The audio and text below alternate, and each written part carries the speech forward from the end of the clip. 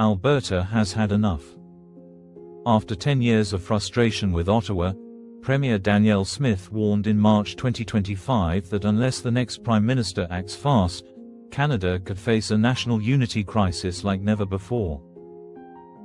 This warning lit a fire that Donald Trump was quick to exploit.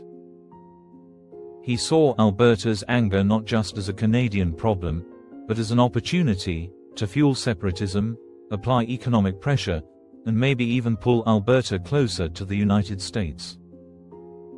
Polls showed the danger was real. 36% of Albertans leaned toward leaving Canada. Smith admitted separation looked like an escape hatch for conservatives, and Trump's team saw the opening. For decades, Alberta's oil, almost all of it, flowed south to the US at a discount. And Trump wanted to tighten that dependency. History helped his cause: early Alberta settlers, American investment in oil, even cowboy hats and boots. To Trump, Alberta already looked half American. It wasn't just talk. According to reports, US officials met with Alberta separatist groups and even offered economic backing. Discussions included a $500 million loan and even a plan to exchange every Alberta Canadian dollar for a US dollar if separation happened. Washington wasn't subtle. US-backed groups started openly promoting the idea of Alberta as America's 51st state. But Ottawa, under Prime Minister Mark Carney, took a different path. Instead of threatening Alberta, he opened dialogue.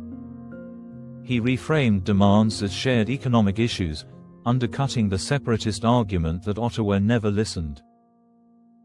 Carney reminded Canadians that disputes over resources weren't new, they'd always been solved through cooperation. Slowly, Premier Smith shifted her tone, saying she had found more common ground with Carney than with any other prime minister.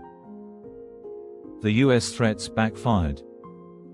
Instead of dividing Canada, they united it. A poll showed nearly half of Canadians believed the US might try to annex Alberta if a referendum happened. That fear pushed Canadians together, reinforcing national unity. With tensions easing, Carney turned to Canada's housing crisis. Ottawa launched Build Canada Homes, a $13 billion federal plan to slash red tape, use public land, and fast-track construction. While Washington fought over tariffs that added $12,000 to the cost of a new home, Canada was actually building solutions. Meanwhile, Trump's tariffs hammered Detroit. GM profits plunged $1 billion in a single quarter. Stellantis lost $2.7 billion. Ford braced for the same. A 50% tariff on steel and aluminum choked the very automakers Trump promised to protect. Car prices are about to soar. EV production is threatened.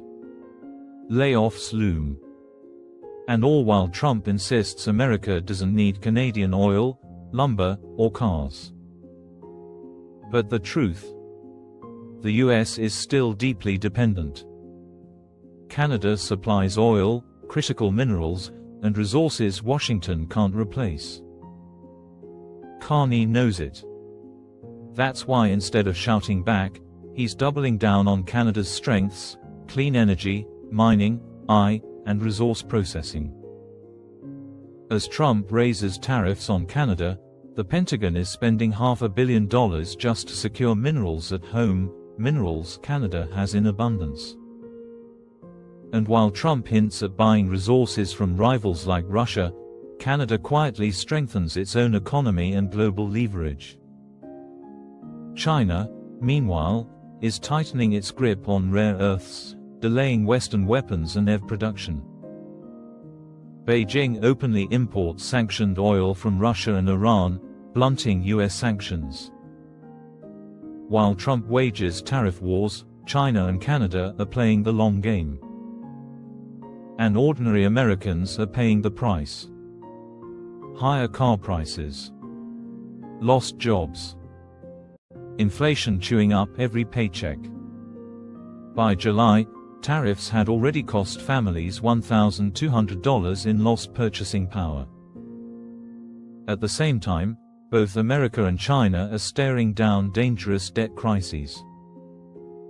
China's ghost cities and hidden loans weigh on its future. America's endless deficits and reliance on foreign creditors weigh on ours.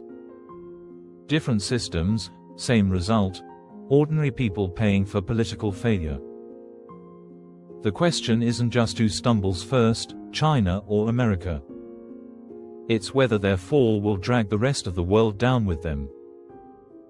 If you found this breakdown helpful, make sure to hit subscribe, drop a comment with your thoughts, and share this video so more people can see what's really at stake.